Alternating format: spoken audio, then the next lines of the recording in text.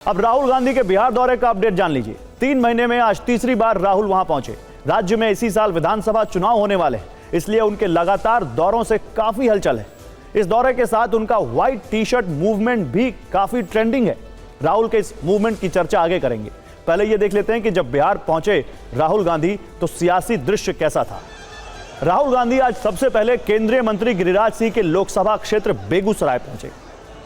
यहां वो कन्हैया कुमार की पलायन रोको और नौकरी दो पदयात्रा में शामिल हुए। राहुल गांधी इस यात्रा में करीब 1 किलोमीटर पैदल चले। इस दौरान भीड़ ठीक ठाक दिखी। बेगूसराय में वो नुक्कड़ सभा को भी संबोधित करने वाले थे, लेकिन ऐन वक्त पर यह रद्द हो गई।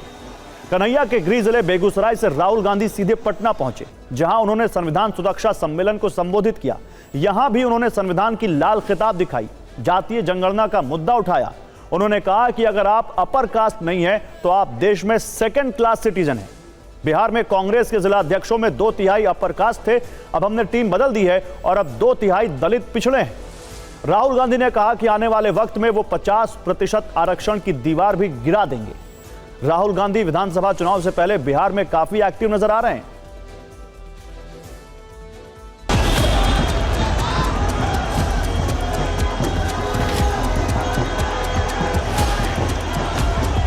मैंने नरेंद्र मोदी जी को लोकसभा में सामने बोला,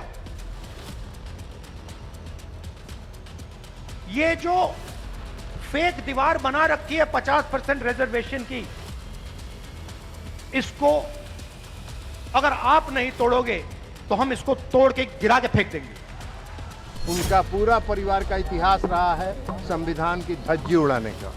अब संविधान लेके घूम रहे हैं, पदयात्रा कर रहे हैं, रोजगार की बात कर रहे हैं। रोजगार की परिभाषा नहीं मालूम है।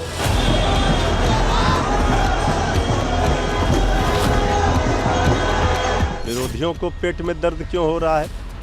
श्री राहुल गांधी जी श्री तेजस्वी यादव जी की जोड़ी से पूरा एनडीए का कुनबा घबराया हुआ है। आए घूमे जाए, नौटंकी करें, भरम फैलाएं, उनको भगवा रंग से नफरत है, इसीलिए वो सफेद रंग चुने हैं। मूस मोटैया लोड हो है उनके आने से कोई।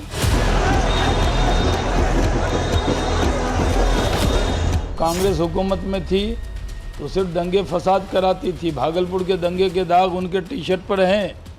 और लालू जी का जो 15 साल का जंगल राज था, उसमें भी कांग्रेस उसमें शामिल रही है और उस जिम्मेदारी से कांग्रेस बच नहीं सकती, बिहार की बर्बादी की जिम्मेदारी से।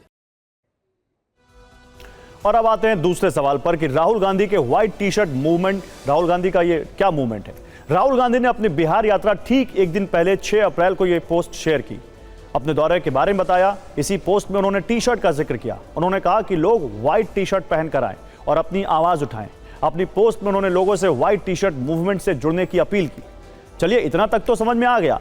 अब सवाल है कि आखिर राहुल गांधी सफेद टी शर्ट वाली क्रांति लाना क्यों चाहते हैं? बिहार चुनाव में इसका क्या मतलब है? सफेद टी शर्ट राहुल गांधी की राजनीति का ट्रेडमार्क बन चुकी है। 2022 में भारत जोड़ो यात्रा के बाद से वो नेताओं के नेचुरल परिधान सफेद कुर्ता पायजामा की जगह सफेद टी शर्ट में भी दिख रहे हैं। सफेद टी शर्ट में ही दिख रहे हैं। बल्कि मौसम चाहे कोई भी हो, सर्दियों में भी उन्हें सफेद टी शर्ट में देखकर कई लोगों ने हैरानी जताई थी और पूछा था कि राहुल गांधी को ठंड नहीं लगती क्या? जबकि राहुल टी शर्ट से ही सियासत को गर्म कर देना चाहते हैं। खैर, राहुल गांधी ने व्हाइट टी शर्ट आंदोलन से जुड़ने के लिए जिस वेबसाइट का जिक्र अपनी पोस्ट में किया, वहीं पर उन्होंने इसका मतलब भी समझाया है। वेबसाइट पर लिखा गया है कि सफेद टी शर्ट सिर्फ एक कपड़े का टुकड़ा नहीं है, बल्कि यह हमारे 5 मार्गदर्शक सिद्धांतों का प्रतीक है। करुणा, एकता, अहिंसा, समानता और सबका विकास। ये मूल्य भारत की 8000 साल पुरानी सभ्यता की भावना को दर्शाता है। सफेद टी शर्ट आजादी की लड़ाई से लेकर आज तक आंदोलनों का अहम हिस्सा रहा है। महात्मा गांधी की सफेद खादी की धोती और कुर्ता न सिर्फ सादगी का प्रतीक थे, बल्कि स्वदेशी आंदोलन की पहचान भी थे।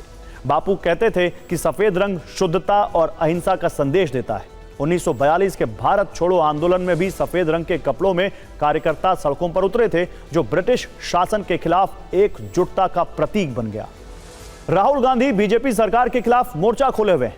उनकी मुहिम में सफेद टी शर्ट का चुनाव महज संयोग नहीं है, टी शर्ट सस्ती होती है, आसानी से कहीं भी मिल जाती है और किसी के लिए भी इसे खरीदना कोई बड़ा टास्क नहीं है। मजदूर हो या छात्र, हर कोई इसे पहन सकता है।